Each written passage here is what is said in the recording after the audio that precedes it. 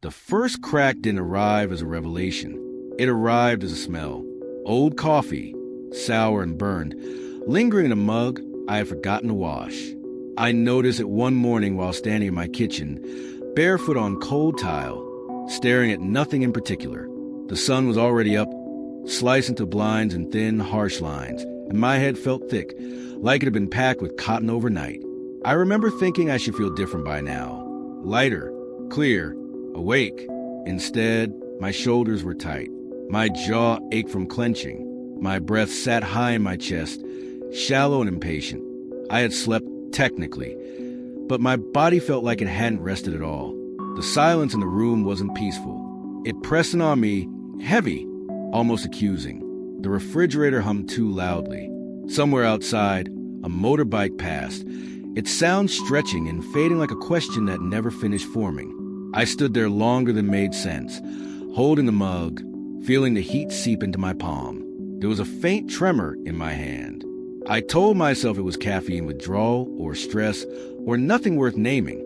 I had names for everything back then, and none of them ever touched what was actually happening. I took a sip anyway. The coffee tasted wrong. Bitter, thin, disappointing. I swallowed it like medicine. My reflection in the microwave door caught my eye. My face looked familiar but distant, like a photo of someone I used to know well. My eyes were sharp, alert, maybe even proud. I had learned how to wear that look. It was the look of someone who had figured something out, someone who wasn't asleep anymore. And yet my stomach was knotted.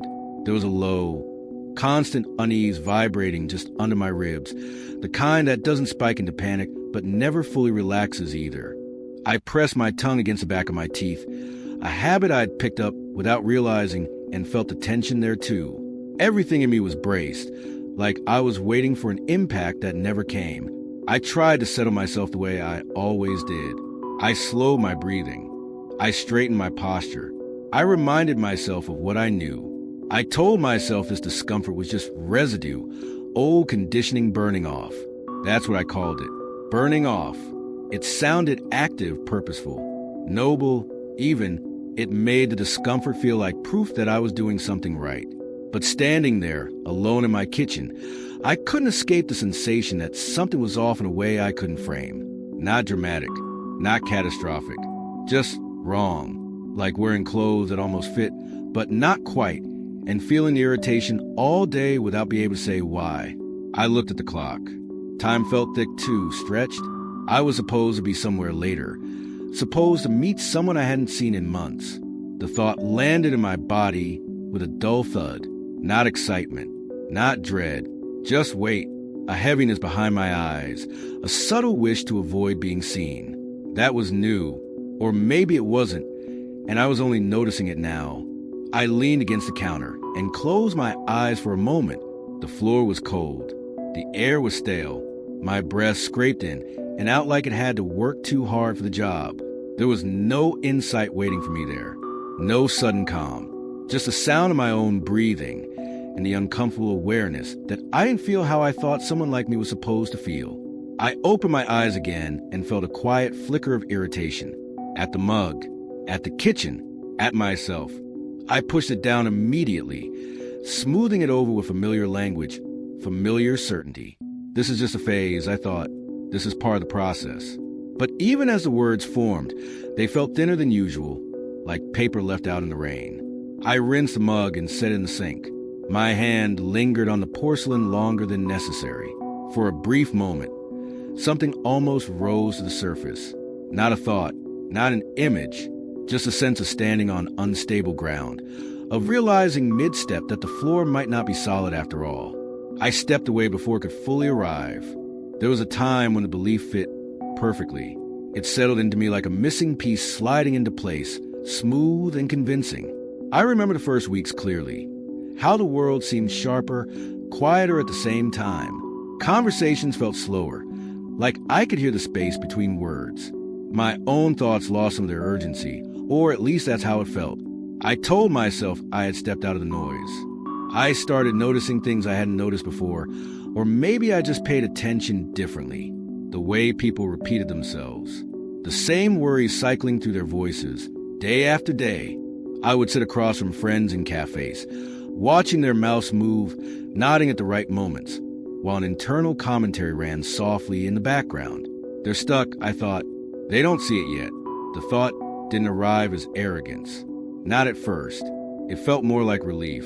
Like I had finally found solid ground after years of searching. I wasn't better than them, I told myself. Just earlier. Just lucky enough to glimpse something they hadn't. I replayed certain ideas in my head until they felt like my own discoveries. I repeated them silently while walking, while showering, while lying in bed at night staring at the ceiling. You're not your thoughts. This is just the ego resisting. Discomfort means growth. The phrases became a kind of internal soundtrack, steady and reassuring. Whenever doubts surfaced, I pressed one of those phrases against it until doubt softened or disappeared. People started responding to me differently. Some leaned in, asking questions, telling me I seemed calmer, clearer. I liked that. I liked the way my words landed with weight. The way pauses felt intentional instead of awkward. Others pulled back without saying why. Messages went unanswered. Invitations slowed, then stopped. I noticed, but I framed it carefully. Not everyone can meet you where you are, I told myself. That felt compassionate, generous. Even at family gatherings, I felt a quiet impatience humming under my ribs. The same stories, the same complaints, the same loops. I smiled, nodded, excused myself early. In the car on the way home, I would feel a strange mix of superiority and loneliness, both of which I refused to name. Loneliness felt like a step backward. Superiority felt too ugly to admit. So I called it clarity. There were moments when the belief had to work harder, when someone challenged me, or when my own reactions didn't match the image I held of myself. If I snapped at someone, I told myself it was their projection triggering old patterns. If I felt jealous or defensive, I labeled it residue, something impersonal, something that didn't really belong to me anymore. I watched myself becoming more careful with my language, more deliberate. I stopped saying, I think, and started saying, I notice. I corrected people gently or not so gently when they spoke from what I considered a limited perspective. I convinced myself this was honesty, that I was doing them a favor. Inside, there was a constant low-level monitoring. Am I reacting? Am I identified? Am I above this? I told myself this vigilance was awareness. It felt productive, necessary. I didn't notice how tense it made me, how my body stayed subtly locked, always braced against the possibility of slipping back into something I no longer wanted to be. I spent long stretches alone and told myself I preferred it that way. Silence, I said, was where truth lived. When I did feel the ache of isolation, I reframed it quickly. This is what the path looks like, I thought. Fewer companions, more depth. The belief didn't announce itself as dangerous. It arrived as certainty, and certainty felt like safety. It gave me a lens through which everything made sense, including the parts that hurt, especially the parts that hurt. Pain became proof. Distance became refinement. Doubt became something to overcome, not listen to. There were nights when I lay awake, staring at the dark, my chest tight, my mind looping despite all my practices. In those moments, a small, quiet voice would whisper that something wasn't right, that I was trying too hard, that I felt strangely absent from my own life. Each time, I would respond automatically, almost reflexively. That's just fear talking. Stay present. Stay awake. And the voice would recede, not convinced, just outmatched. The cracks didn't announce themselves either. They blended into the routine so seamlessly that I almost admired their subtlety. The same situations kept repeating, but my reactions shifted in ways I couldn't easily explain away. A friend canceled plans. And instead of understanding, I felt a sharp, defensive irritation flare up before I could catch it. I watched it happen like a delayed echo, confused by the intensity of it. At work, a minor critique landed heavier than it should have. My chest tightened, my thoughts raced, constructing quiet arguments I would never voice. I told myself I was just noticing the reaction without identifying with it. But the distinction felt thinner now, less convincing. The reaction lingered longer than before, humming under the surface for hours. I started noticing patterns I didn't like. how often I withdrew instead of engaging, how quickly I labeled discomfort as someone else's unconsciousness instead of staying with what it stirred in me. The belief that once felt like solid ground began to feel more like a script I had to keep reciting to maintain its power. There were moments of embarrassment, small but piercing, being caught off guard by my own pettiness, saying something dismissive and seeing the hurt flicker across someone's face before they masked it. I would replay those moments later, alone, trying to reframe them, trying to fit them back into the story of who I thought I was. The body began to protest in quieter ways. Restless sleep, a constant ache between my shoulders, a fatigue that no amount of meditation seemed to touch. I told myself this too was part of the process, but the explanation felt increasingly hollow, like saying the right words to a lock that no longer recognized the key. The collapse, when it came, wasn't dramatic. There was no breakdown, no tears on the floor, no cathartic release. It arrived as a long, slow deflation, a sense of being exposed, not to others, but to myself. I remember sitting alone one evening, the room dim, a single lamp casting a soft circle of light on the floor. I had been replaying a recent conversation, one where I felt misunderstood and quietly superior at the same time. The familiar justifications rose automatically, but halfway through, they stalled. The words didn't land. They just hung there, lifeless. I felt something sink in my chest, a heavy, sinking feeling that didn't rush or explode. It simply settled. I saw, with uncomfortable clarity, how much effort it took to maintain the image I had built, how vigilant I had become, how small my world had grown under the guise of expansion. There was a wave of humiliation, soft but deep, not the kind that burns hot and fast, but the kind that seeps into your bones. I had believed so sincerely. I had spoken with such confidence. And now, sitting there, I could escape the sense that I had been circling myself the entire time, mistaking distance for depth. I didn't know what to replace the belief with. That was the most unsettling part. Without it, there was just this raw, unfiltered experience of being me, reactions and all. No buffer, no elevated vantage point. Just a human nervous system responding clumsily, imperfectly. The collapse wasn't a single moment. It stretched over weeks, maybe months. Each time I reached for the old certainty, it slipped through my fingers. Not gone exactly, but unreliable. And the more I noticed that, the harder it became to pretend otherwise. The realization didn't arrive as a clear statement. It emerged slowly, like fog lifting just enough to reveal unfamiliar terrain. I started revisiting memories without the protective filter I had relied on for so long. Conversations I had dismissed, relationships I had let fade. I saw them now with a different kind of clarity, one that didn't flatter me. I noticed how often I had used the idea of being awake to avoid vulnerability, how quickly I had stepped into observation when things got messy, how rarely I had stayed when discomfort asked for presence instead of analysis. This wasn't an accusation. It felt more like a quiet accounting, an inventory taken without drama. There was grief there, though I didn't recognize it first. Grief for the version of myself who had felt so sure, so held by meaning. Grief for the connections I had loosened, the intimacy I had traded for coherence. I let that grief sit in my body without naming it too loudly. It felt fragile, easily disrupted. My identity felt porous now, less defined. I didn't know how to describe myself anymore, and that absence was unsettling. Without the familiar labels, I felt exposed, almost unfinished. I resisted the urge to rush in and patch the gap with new ideas, new frameworks. I had learned, finally, how easily that could become another escape.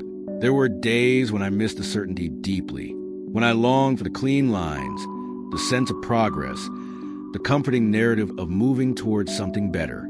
Instead, there was this not knowing, this awkward human confusion that refused to be elevated into anything more palatable. I sat with memories of myself speaking confidently, offering insight, guiding others.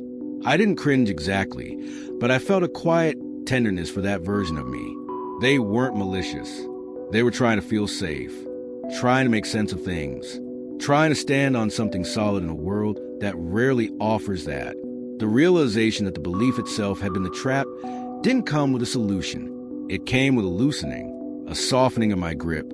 I noticed how much energy I had spent trying to stay awake, as if wakefulness were a state that could be achieved and defended indefinitely.